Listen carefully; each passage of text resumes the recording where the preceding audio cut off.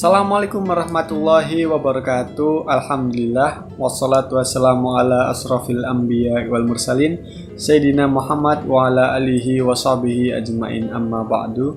Jumpa kembali pada video kali ini. Kita akan membahas materi mengenai tawakal, dan referensi yang saya gunakan kali ini bersumber dari buku yang berjudul Meledakkan IESQ dengan Langkah Takwa dan Tawakal, karya penulis Mas Udik Abdullah tahun 2005. Nah, sebelum kita masuk ke pembahasan hubungan takwa dan tawakal itu sendiri, baiknya kita mengetahui pengertian masing-masing keduanya. Takwa berasal dari bahasa Arab yang artinya yaitu istilah dalam Islam yang merujuk kepada kepercayaan akan adanya Allah Subhanahu wa taala, membenarkannya dan takut karenanya.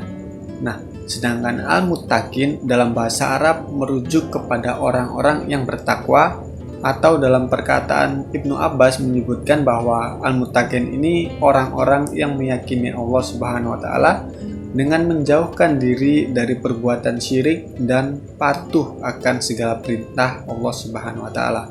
Nah, itu pengertian dari takwa dan muttaqin. Takwa yaitu perbuatan, dan muttaqin itu adalah orang yang melakukan perbuatan tersebut.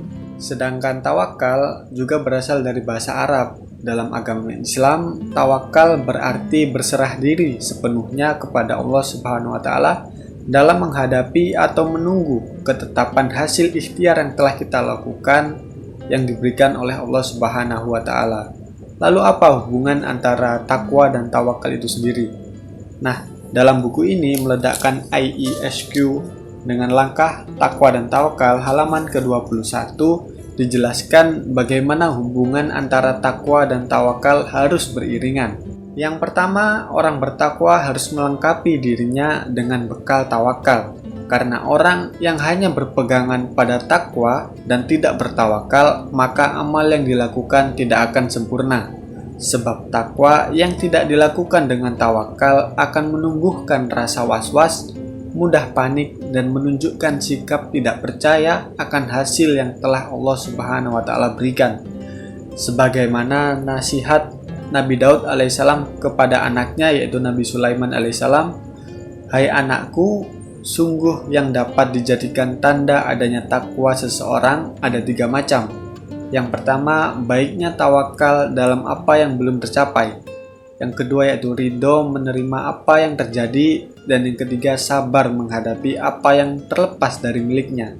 Kemudian yang kedua, tawakal tidak dapat dipisahkan dengan takwa. Jika manusia menghendaki hidup yang sempurna, hidup yang diridhoi Allah Subhanahu wa taala, hidup yang mengharap turutnya rahmat Allah dengan sempurna dunia akhirat, Abdurrahman bin Ali Laila berkata, seorang datang kepada Nabi SAW dan bertanya, "Ya Nabi Allah, apakah saya lepas untaku dan tawakal, atau saya ikat lalu tawakal kepada Allah?" Jawab Nabi SAW, "Ikil bahwa tawakal ala Allah, ikatlah dan tawakal kepada Allah." Jika orang bertawakal dengan tidak bertakwa, maka dengan mudahnya akan timbul sifat menerima takdir dengan tidak melakukan usaha apapun, atau sebaliknya menumbuhkan sifat nekat atau membabi buta. Bukankah hal ini akan banyak merugikan diri sendiri?